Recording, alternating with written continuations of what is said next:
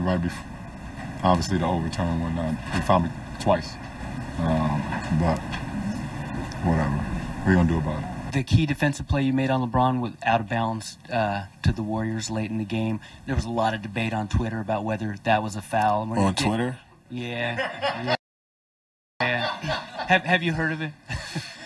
But did it feel clean? Did you get a replay of it, like in your mind? It felt clean. It's probably the same play a bunch of those dudes on Twitter probably arguing about in 24-hour fitness that wasn't a foul. So they've been in that position before, but just not on Christmas at the Oracle Arena. So they know if they ain't call it, it's not a foul. But I'm sure if they get that call next week in 24-hour fitness, they're gonna be pissed that it was off, that they called a foul. So keep that on Twitter. Okay, we will do that. Let's welcome in NBA analyst Tim Legler with us this morning. Good morning, Tim. What'd you think? Did KD foul LeBron? Yeah, I mean, I think any logical person takes a look at that replay and can determine it was a foul, Jay. When you look at it live and it happens live speed, it's hard to determine how much contact took place. But when you take a look at it from a number of different angles and replays, there was definitely a bump when he changed directions. I can see that not being called. But the contact on the shot, I mean, KD comes across his body, and he really prevents LeBron from being able to extend his arm up to the rim.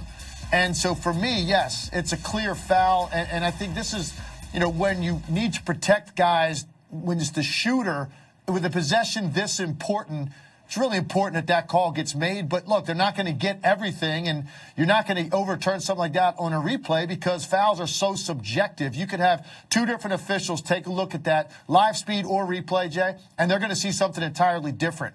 That's why we can't worry about fouls being overturned. That's never going to happen. Instead, you have to go to possession there. LeBron clearly touched it last. Goes back to Golden State, but a critical possession. And for LeBron, you don't really see him that often not get the benefit of the doubt in that situation, but it happened to him twice in the last 90 seconds of that game.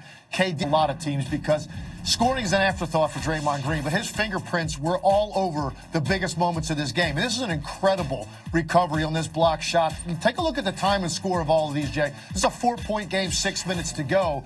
Not only is he trailing LeBron on the way to the rim, he then releases and goes and meets Tristan Thompson above the square to make that block, which leads to a run-out 6-point game. And now, two big answers. After Cleveland had cut it to one 2 different times here in the fourth quarter, Draymond Green steps into both of these threes. And again, scoring's an afterthought, but if you're going to dare him to take this, he's going to take it, and he's got the nerve to knock down both of those. So great answer there. And then I thought this was just an incredible find off the offensive rebound. Linda said it earlier, biggest possession of the game for me. Draymond Green's ability and instinctively to understand when that ball hits his hands, he's got a shooter lined up on the left wing. And if there's any hesitation right there getting Klay Thompson the basketball, there's a very good chance J.R. Smith recovers, and now Golden State's got to play a 5-on-5 possession, and maybe the Cavs get a stop. But the fact that he catches the ball and instinctively understands how quickly he needs to get the ball over there because Klay Thompson has some space, that's the biggest shot of the game. That was the dagger. And again, it's Draymond Green affecting the game as a scorer, as a defender, as a passer. He's the glue. He's the energy. He's the emotion. But yesterday, he was a whole lot of skill also when the game was on the line. Linda was like, yep, I said that. Yeah, I did. His 20th career triple-double for Draymond, tying Tom Gola for most in franchise history. Tim Legler in on his birthday. Hey, man, happy birthday to you.